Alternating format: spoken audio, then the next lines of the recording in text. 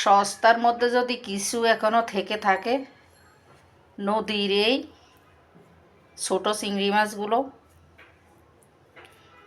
এখানে 500 গ্রাম মানে আধা কেজি চিংড়ি মাছ। তো এই মাছগুলো সব সময় পাওয়া যায় না, শীত আসলে মাছের মধ্যে ঠেলাই করে বিক্রি করতে আনে। তো যখন দেখি নিয়ে নিই আধা কেজি। এগুলো দিয়ে শুধু বড়া বা কাবাব বানানো যায় বেটে। না বাটলেও এগুলো যে ছোট, এগুলো হাত দিয়ে মেখে নিলেও হয়ে যায়। সাথে একটু বেসন বা চালের গুঁড়া মেখে বড়া বানানো যায় বা কাবাব বানানো যায়। দামও সস্তা, মাত্র 70 টাকা করে। আধা কেজি আনলাম 35 টাকা দিয়ে।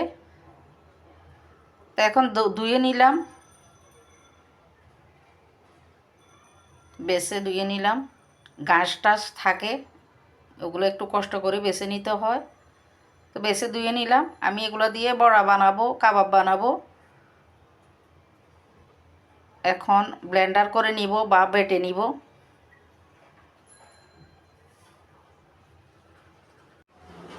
চিংড়ি মাছের বড়া বানাবো, তো চিংড়ি মাছ ব্লেন্ডার করে নিলাম মানে বেটে নিলাম।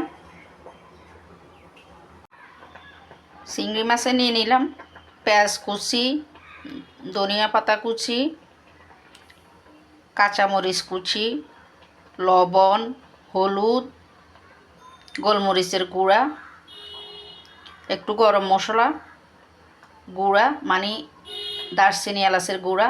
এখন মেখে নিব ভালোভাবে।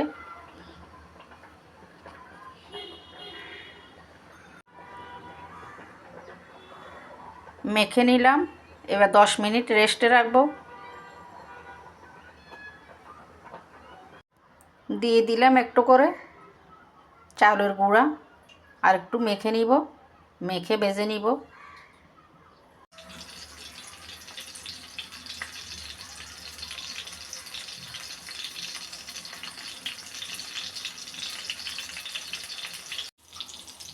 তো বড়া ভাজার জন্য দিয়ে দিলাম। চালের গুঁড়াটা দেওয়ার কারণ হলো, চালের গুঁড়াটা দিলে, চালের গুঁড়া বা বেসন দিলে একটু মুসমুসে হয় ভালোভাবে। তো আজকে আমার কাছে বেসন ছিল না, তাই আমি চালের গুঁড়া দিয়ে দিছি। চালের গুঁড়া দিয়ে আরেক দিনও বানালাম, অনেক ভালোই লাগে খেতে, মুসমুসে লাগে। তো বড়ার জন্য আমি একদম কুচো চিংড়িগুলো নিয়েছি, কুচো চিংড়িগুলো বেটে নিলাম।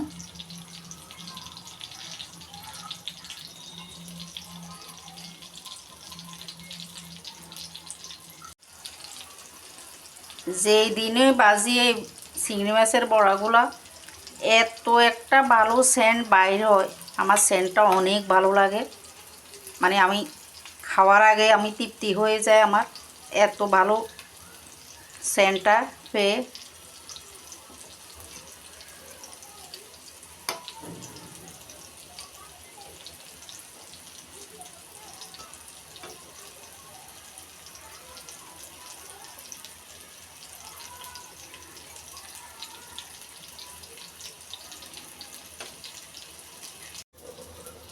তো উল্টিয়ে পাল্টিয়ে বেজে নিলাম, বাকিগুলো এভাবে বেজে নিব। তেল সরিয়ে নিচ্ছি। পুরো ঘর চিংড়ি মাছের গন্ধে মৌ মৌ করতেছে।